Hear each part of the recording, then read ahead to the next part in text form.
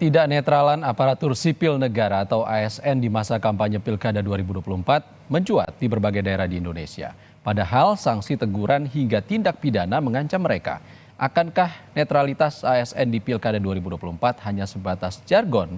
Akan kita bahas bersama Dewan Pembina Perludem, Titi Anggraini. Selamat sore Mbak Titi, sehat selalu Mbak. Selamat sore Mas Ihsan, salam sehat buat kita semua. Mbak, kalau kita lihat kan masalah tidak netralnya ASN ini klasik ya, sudah terjadi beberapa kali gitu di Pilpres lalu dan di Pilpres sebelumnya atau pemilu sebelumnya juga terjadi. Apakah bisa kita katakan sekarang ini netralitas ASN itu hanya jargon? Iya, netralitas aparatur sipil negara memang jadi momok di setiap pilkada.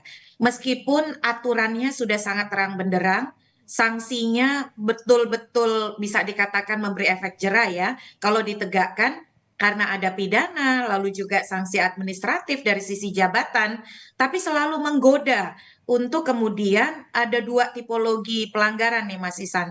Satu sisi ada politisasi terhadap aparatur sipil negara, tapi di sisi lain juga ada aparatur sipil negara yang aktif berpolitik praktis. Nah, masing-masing ini punya motifnya sendiri. Kalau yang mempolitisasi aparatur sipil negara tentu saja tujuannya adalah kemenangan. Bagaimana mereka bisa menjadi pendulang suara bukan hanya karena mereka punya hak pilih, tapi juga karena pengaruhnya. Di masyarakat kita, aparatur sipil negara itu kan masih menjadi posisi publik yang bisa dikatakan berpengaruh ya, karena mereka melakukan pelayanan publik, bahkan di banyak hal mereka juga mengakses keuangan atau anggaran daerah begitu. Di mata masyarakat juga terpandang. Nah, pengaruh ini yang kemudian sering menjadi gula-gula bagi pasangan calon untuk melakukan politisasi terhadap mereka.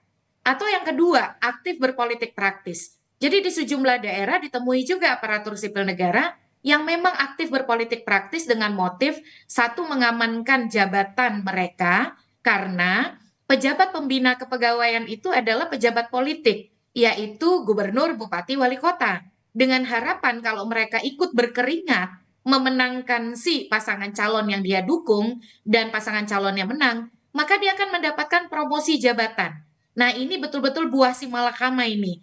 Dan yang kedua itu untuk kepentingan mengamankan bisnis. Biasanya ada aparatur sipil negara yang berbisnis dan juga ada varian yang ketiga karena biasanya keberpihakan akibat hubungan kekerabatan atau hubungan kedaerahan. Percaya atau tidak, asal dari satu daerah, satu suku atau bahkan satu komunitas itu bisa membuat aparatur sipil negara tidak netral. Bahkan ada Oke. yang tidak netral hanya karena satu ormas atau satu alumni perguruan tinggi.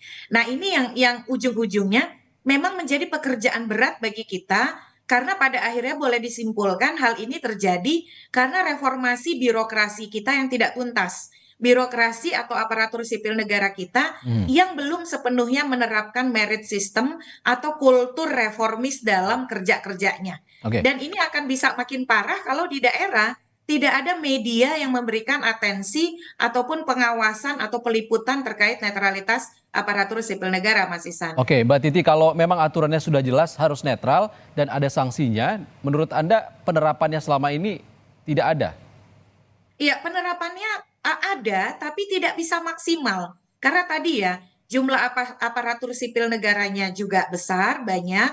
Yang kedua, peserta pemilihan atau tim pemenangan, tim kampanye juga tergoda untuk melakukan politisasi aparatur sipil negara. Bukan hanya karena mereka punya suara, tetapi mendapatkan pengaruh dan juga menyebarkan pengaruh melalui jabatan yang dimiliki oleh si ASN. Karena dia tidak berhenti, Mas Ihsan, hanya pada diri si ASN, tapi melalui pengaruh ASN, melalui kewenangannya, lalu juga akses kepada anggaran, itu kan terkapitalisasi begitu. Sebagai contoh, di pasal 71 ayat 1 itu sangat jelas disebut aparatur sipil negara tidak boleh berpihak. Bahkan pasangan calon yang melakukan politisasi itu ada ancaman pidananya. Terhadap aparatur sipil negara yang berpihak, ancaman pidananya minimal 1 bulan, maksimal 6 bulan, dan denda 600.000, maksimal 6 juta. Tapi itu juga nanti akan terkena ketentuan disiplin dari Undang-Undang Aparatur Sipil Negara. Tetapi selama ini sering ada penegakan yang tidak efektif karena kenapa? Karena sanksi itu dijatuhkan oleh pejabat pembina kepegawaian. Siapa pejabat pembina kepegawaiannya? Ya pejabat politik juga begitu ya. Gubernur, bupati, wali kota. Dari dulu sudah jadi isu ini. Sebaiknya pejabat pembina kepegawaian bukan pejabat atau jabatan politik. Nah, apalagi nih Mas Isan untuk 2024 alarmnya makin keras bunyinya akibat Komisi Aparatur Sipil Negara kan dibubarkan. Kalau dulu Komisi Aparatur Sipil Negara relatif bisa sigap di dalam bekerja sama dengan Bawaslu di dalam mengawasi netralitas aparatur sipil negara. 2020 pilkada di masa pandemi ada 73 putusan pengadilan inkrah yang menghukum aparatur sipil negara yang tidak netral. Mestinya ini kan jadi pembelajaran. Kalau mereka tidak netral, bukan hanya sanksi pidana yang menanti, tapi juga bisa sanksi etika dan kehilangan jabatan begitu. Lagi pula yang didukung kan belum tentu menang juga ya. Bagaimana kalau yang didukung kalah misalnya? Jadi lebih aman, lebih melindungi aparatur sipil negara kalau mereka netral, kalau mereka betul-betul tidak berpihak. Tapi di satu sisi partai politik dan pasangan calon juga harus meneguhkan komitmen jangan politisasi aparatur sipil negara begitu. Oke. Mbak Titi, kalau kondisinya buah si malakama seperti yang Anda katakan tadi, poin kritis Anda apa agar ini bisa diperbaiki? Ya, saya kira ini kan agenda politik kolosal pertama ya di era nanti pemerintahan baru. Tentu saja menurut saya tadi Menpan RB sudah mengatakan ada sejumlah langkah, tapi langkah itu memang betul-betul harus dikawal. Apalagi tidak ada Komisi Aparatur Sipil Negara. Menurut saya Bawaslu, Komisi Aparatur Sipil Negara, Kementerian